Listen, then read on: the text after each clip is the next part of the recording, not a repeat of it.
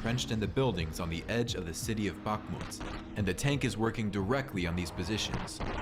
It is interesting that the tank came close to the enemy positions, and the enemy cannot hit the Ukrainian tank. Apparently, they don't have anti-tank missiles here. The Russians are also trying to storm Ukrainian positions with tanks and armored vehicles. The main task of the tank is to destroy the enemy's stronghold, so that the infantry can move and take up positions. This is a classic situation in this war, something that happens every day. But thanks to American Javelin missiles and British NLAW, Ukrainians easily destroy Russian tanks. The Javelin man-portable anti-tank missile system can be called the tank killer in the Ukrainian war. With their help, hundreds of tanks were destroyed and continue to be destroyed to this day. When a Ukrainian infantryman has a javelin in his hands, he is not afraid of any tank.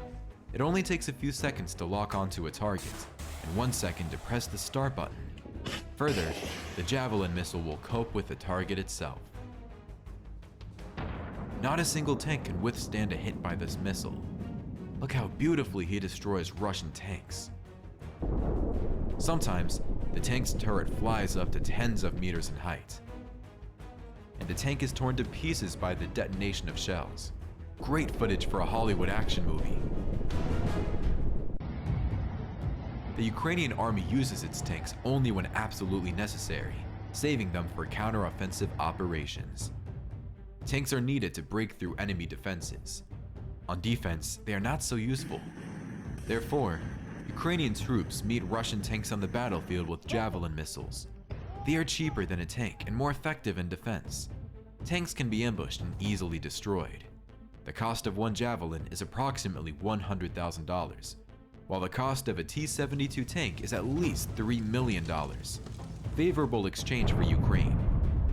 Russian tanks have no way to defend against Javelins or NLAWs. Here's a good example of how a tank's reactive armor turns out to be useless. A Javelin missile hits a moving Russian tank on the battlefield. The dynamic protection worked, but despite this, the tank was damaged and caught fire.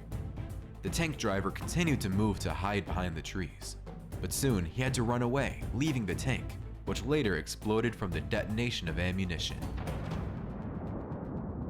The anti-cumulative grills do not help